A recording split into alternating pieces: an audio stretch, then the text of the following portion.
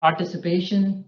Again, as Nikki mentioned, if you have any questions, we have allocated some minutes to see if you have any questions that we can answer. Feel free to raise your hand or through chat if you have questions that we can address.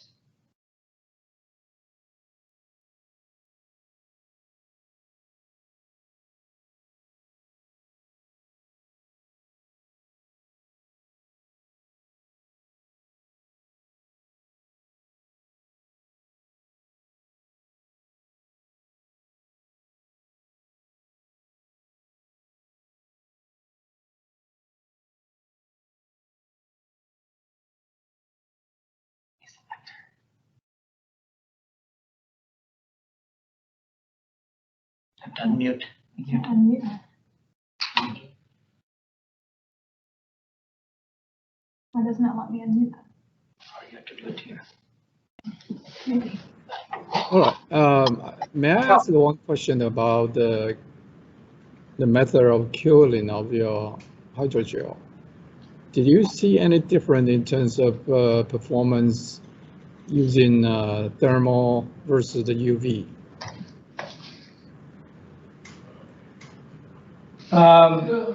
Is this regarding the hydrogel or the hydrophilic coating? Hydrophilic coating. Yeah.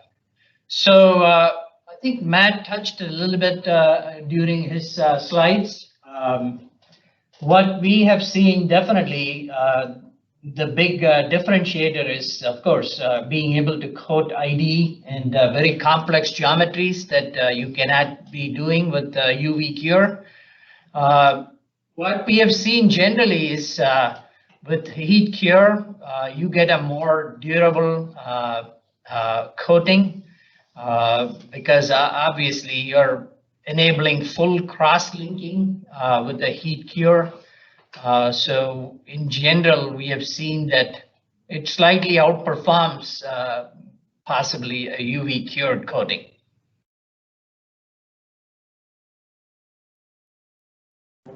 Great. But the heat can cause in part to shrink, right?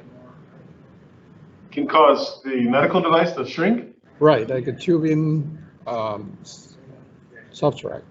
No, not necessarily. I mean, we heat cure at a very low temperature. It ranges from 110 to 160 degrees, depending on your substrate and your device. Right. Obviously, the substrate is critical. You're right. Right. You cannot heat cure to over 100 for a substrate that has a melting point below that. So definitely, that's something we work with you, for example, to make sure we understand the chemistry of the substrate and what its melting point is.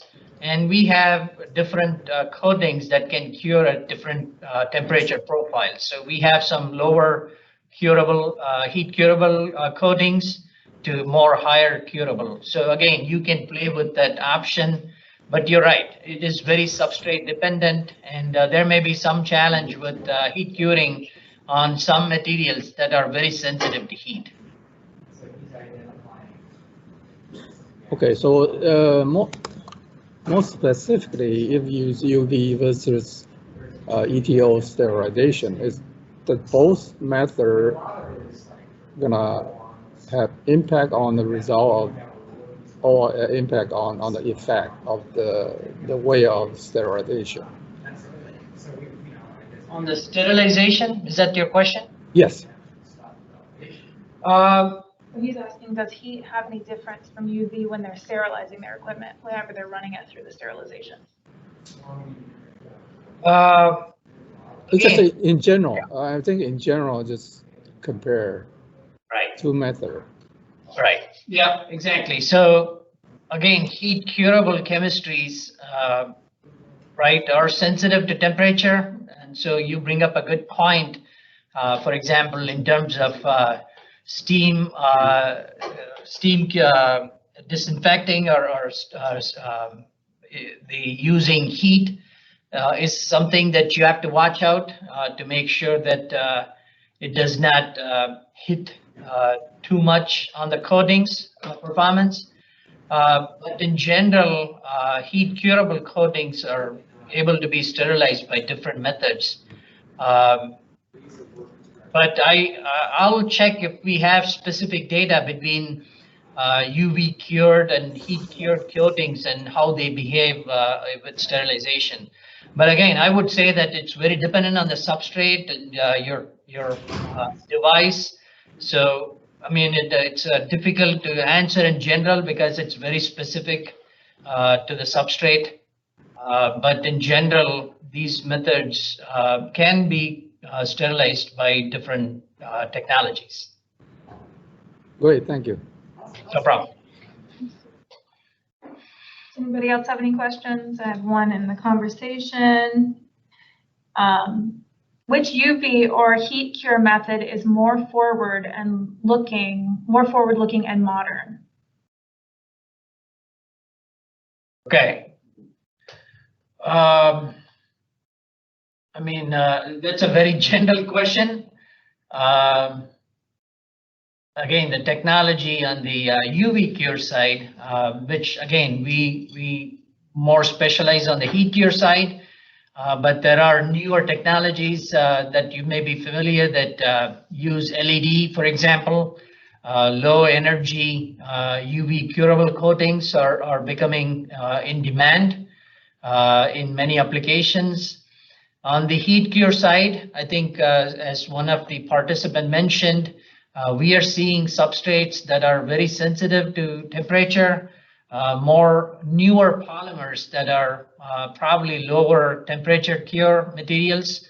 So definitely that's an area of what we see as a newer development is to be able to offer lower cure, heat cure coatings that does not affect the substrate, which are becoming very complex polymers, right? Many of the newer polymers are TPU, TPE types, which are very sensitive and also have, sometimes we see devices with multi-components. I mean, they are made of 4 or 5 different substrates, so which definitely becomes a challenge to apply coatings that works across all these different substrates.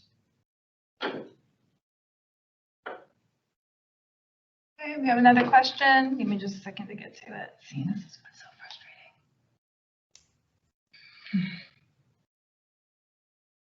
Okay, what is the role of chitosan in hydrophilic coating and why is it added to PVP? So the chitosan is actually for our hydrogels. I can let Silke answer that if she would like, but we don't use it in our hydrophilic coating. So if you're asking about our hydrophilic coating, we do not put chitosan in it. So does that answer your question? Powell? Do you want me to answer? Yeah, go ahead, Silke. All right, so this is part of our patented technology. So the base formula is PVP and chitosan, which loosely cross-link and cause the base formulation is more of a amorphous hydrogel. And this allows us to add any type of active ingredient that would change the mechanical properties. So we could add cross-linkers, we can add things that would gain compression strength or non-reversibility. We can also make it either a wet adhesive or a dry surface adhesive. So by being such a base formulation with chitosan and having that loose cross-linking, it allows us to work more efficiently on making and tailoring our formulation for anybody. So that's basically what it is. It also allows for e-beaming and to help promote cross-linking. So that's what we use chitosan. Yeah, if I can add to that. Yeah, I just want to say, Prem, we appreciate your question, but we'll actually have Matt reach out to you personally to talk to you about costing, because it really is a very various. It's sensitive, and it's also based on your projects and everything. So we'll have Matt reach out to you to answer that question if that's okay. And we appreciate your question, Powell. And you can go ahead and add, Rob. Yeah, I was going to add, Pavel, to your question on chitosan, which is a very interesting naturally occurring polymer that has antimicrobial properties by itself. So it's been extensively studied in literature as well, with many applications. Being that polymeric material, it helps to cross-link with other polymers and provide many benefits to improve the base polymer. So definitely chitosan is a very interesting material by itself. Okay, and then we also have another question from Felix, which I think that Zilka can answer, about the Luxier green coating. Yeah, what is the question? I can't read it. No, it's okay. It's is the Luxier green coating naturally derived? If so, what is the RCI? Felix, could you elaborate what the RCI is on your end? All right, so the biocide is naturally occurring, and that's how we get it. It's a natural substance, but I don't know what you mean by RCI. The naturality index. So he wants to know how natural it is on the index of the, I guess it's an RCI scale. Yeah, if I can answer that, Felix, that's something we have to look up. We are not familiar with the RCI index, but we will make sure to look it up and provide you that response.